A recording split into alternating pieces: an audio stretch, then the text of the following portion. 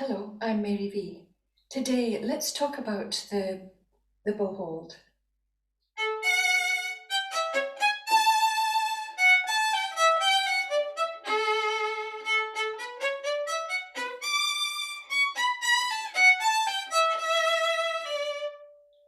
So there are so many different ways to hold the bow. Everyone is individual, obviously.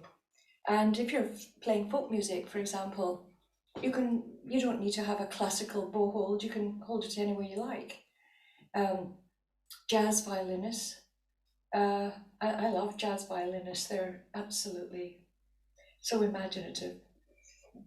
A lot of them do have classical techniques actually, but you don't have to.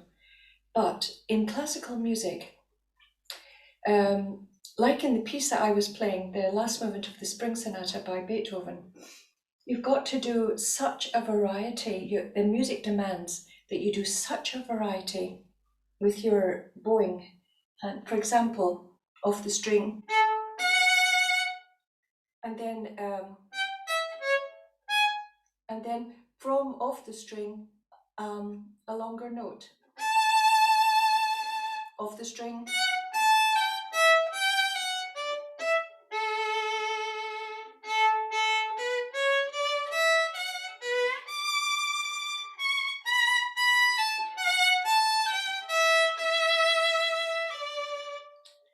The variety on, off, all interspersed means that you've got to be able to do it with one bow hold. In the profession, the demands of music, in orchestral music, in solo concertos, in chamber music, the variety of strokes that is demanded means that it's very advisable to get your bow hold really working well for you.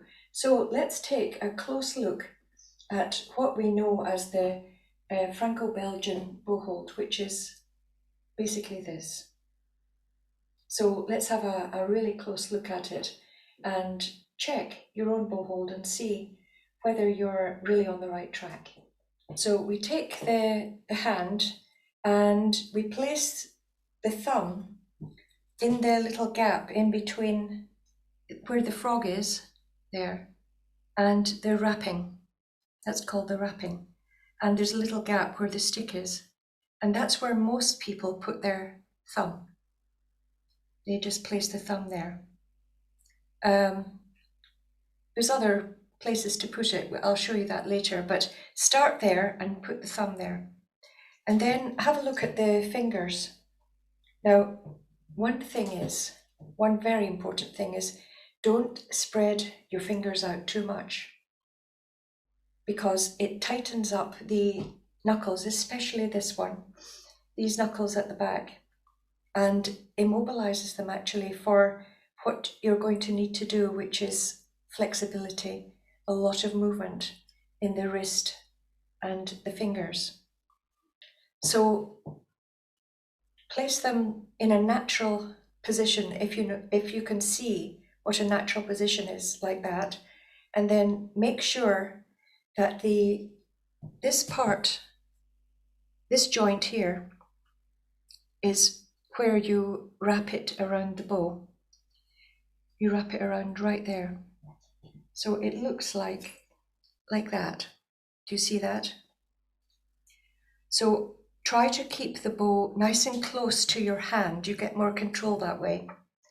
So that joint is on the violin, on the bow. That joint is there, and the pinky is on top. It's on top of the stick. And the other two fingers are simply placed naturally after the first and the fourth.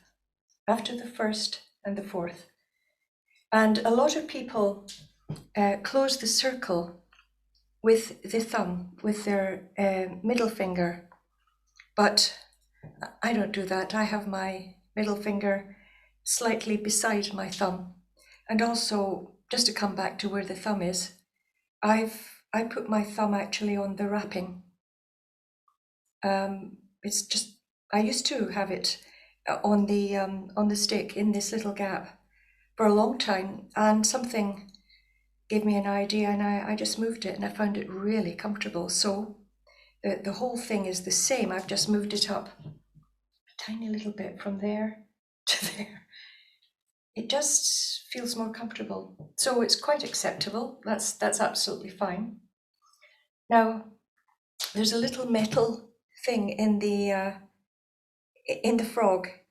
Every bow has a little metal thing where the horsehair is set in, and if you play right to this metal thing, it can catch on the string. So no one really plays right to the metal thing, risking breaking a string, which I did once with a massive up bow, and it hit the string and it broke. It's kind of nasty. So no one actually plays right up to there. So it's within the hand, probably the nearest I'd get to the actual frog is maybe an inch or an inch and a half. I never play on that. So the control and everything is within the first finger. So having your fingers in that position and functioning very close to the stick, the bow, means that you can play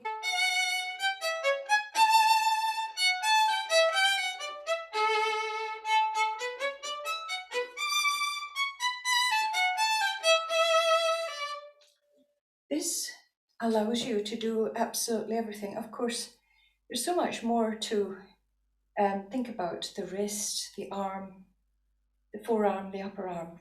But we're just concentrating on the actual hold and the shape of the fingers and what the fingers do. So have a look at your bow hand, a really good look at it, and see if it's a good shape. Are the fingers very spread out? Is it rigid? Remember this knuckle, don't make this knuckle very depressed like this. What I mean is, don't do anything unnatural with any part of your body when you're playing the violin. Try to naturalize it and make everything easy. That's one of the secrets of becoming a good player, is starting to make things rather easy. And you can do that by focusing and examining every part of it. So I hope you found that helpful. So I'll see you next time. Bye for now.